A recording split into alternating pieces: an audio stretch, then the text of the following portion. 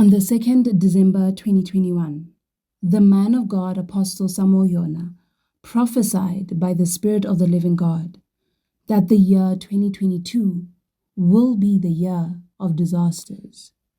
But the Spirit of the living God inspired him to tag 2022 as the year of Psalms 91.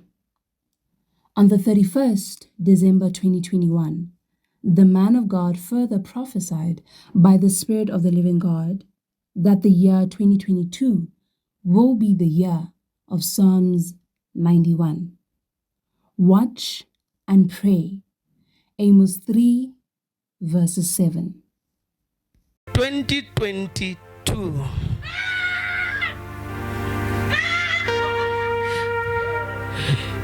is the year of Psalms 91.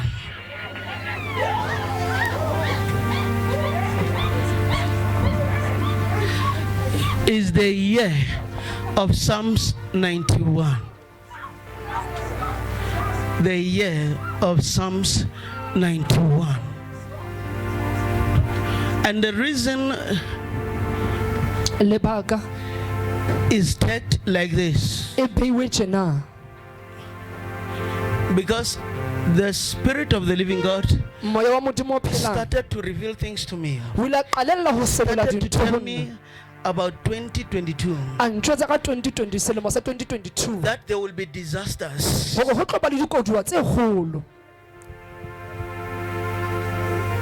Then I said, no, I cannot take it as the year of disaster. It does not sound Christian. Then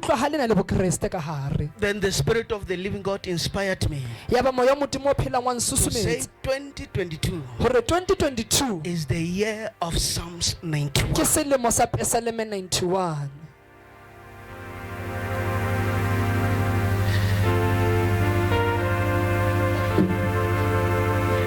This will be a year whereby we'll need divine protection. Because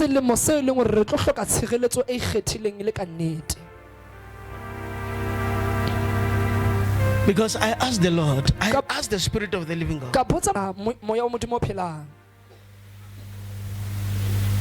January to December,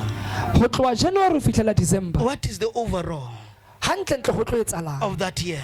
He said disaster.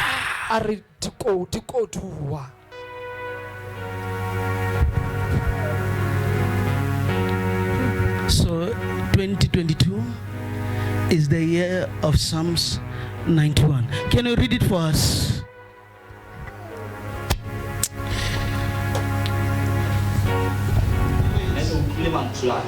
Whatever you go through, God is always there. In your pain, He's there. In your joy, He's there. In every situation, God is there. And He will continue to be there. Amen.